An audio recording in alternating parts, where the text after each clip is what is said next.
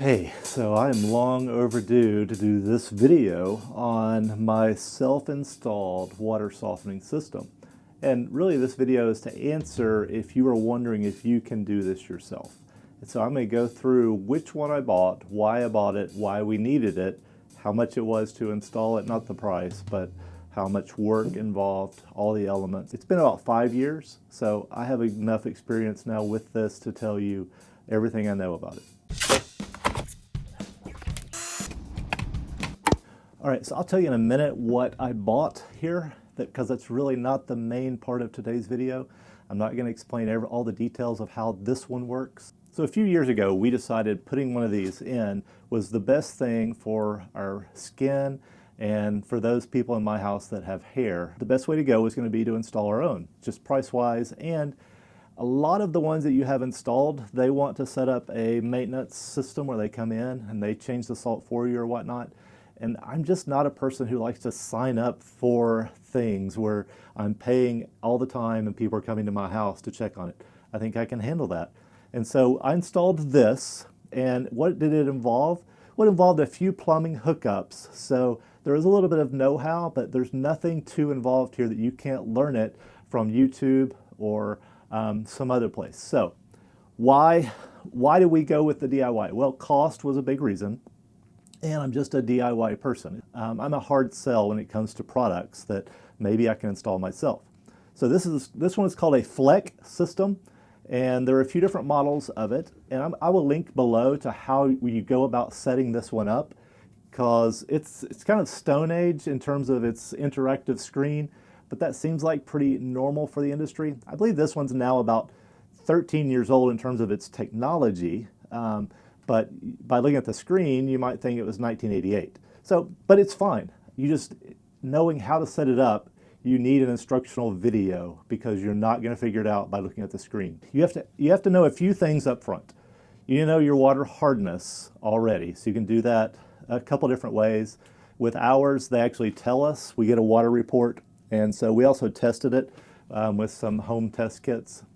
So we had a pretty good idea of what our hardness was beforehand. And then, of course, once you get it installed, you want to test your hardness to see if you have now soft water. And so part of this then is also deciding what size do you need. So this system comes with 2 different tanks, and this is the resin tank or the media tank, and it is full of resin beads, and that is what actually softens the water. This tank is the brine tank, B-R-I-N-E.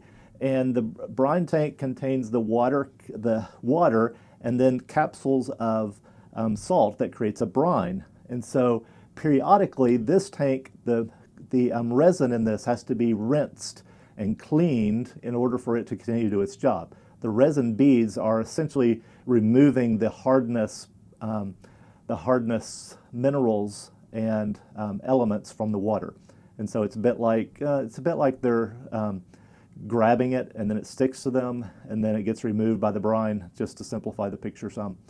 Anyway, for our house size, you'll need to calculate how much water you use, how many bathrooms do you have, how many people, all that.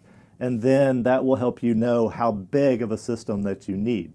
So for me, we installed a 48,000 grain capacity tank. Now that may not mean anything to you, but it's a little on the bigger side, but it's not the biggest, because we have 7 people in our house and everyone is showering and using water all the time and things like that. So we needed to have enough.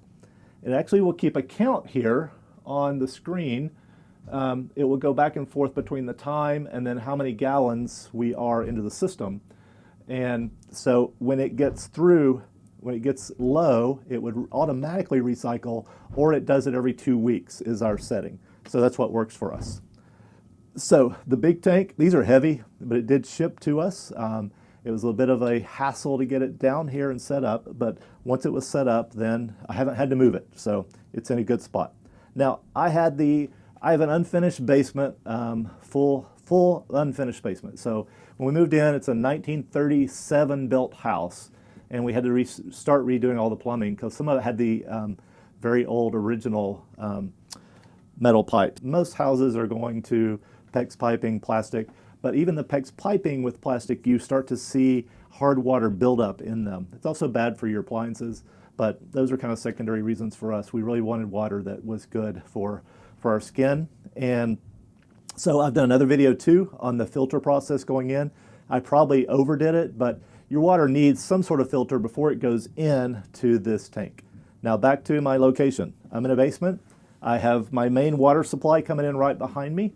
And so this was a good spot for me to set up a system where my water can be filtered and then softened, which is sort of like filtering also. And so I now have 4 water filters and then the water softener along with its tank, and everything will go back and forth.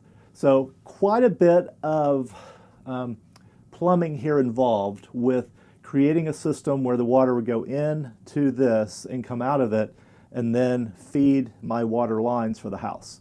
So a little bit of planning and doing of the PEX, and there was added expense involved. So the PEX piping itself is not that expensive, but the connectors are what will get you, and the valves and whatnot. So over top of the cost of this, you're going to have to either pay a plumber to install it for you, or install it yourself. And if you like copper piping, that's fine.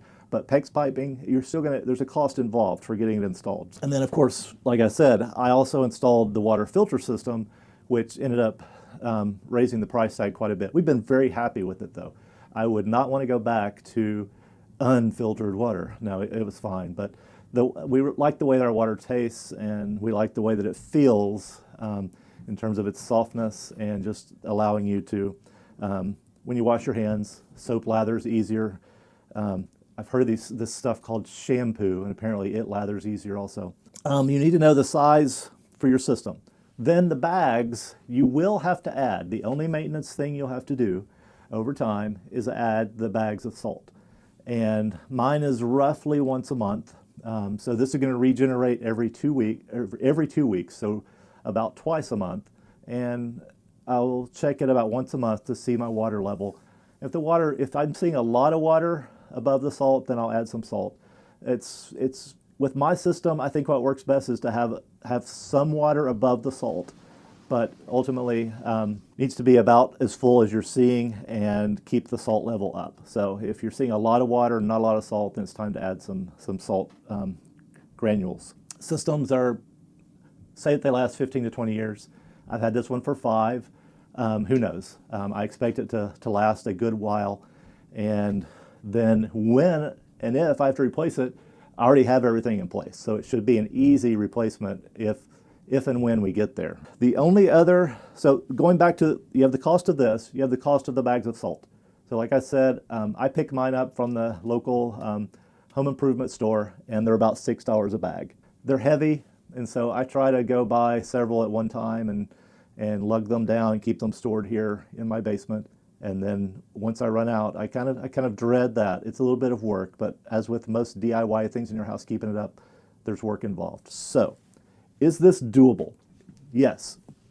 The other thing I didn't mention, so we also have to have a drain line coming out. So this drain line that comes out the back is getting rid of the used water. So when it does its regeneration, that's going to run to a drain, and I've got it coupled over here with my washing machine drain. But that works with my setup. Again, it's a DIY, it's not the prettiest setup, but it works, and it's been really good for us.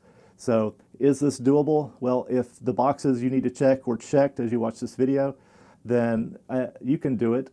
If you can put those things together, or call your friend over who does a bit of PEX plumbing with you. So thanks for watching. Hope this was helpful.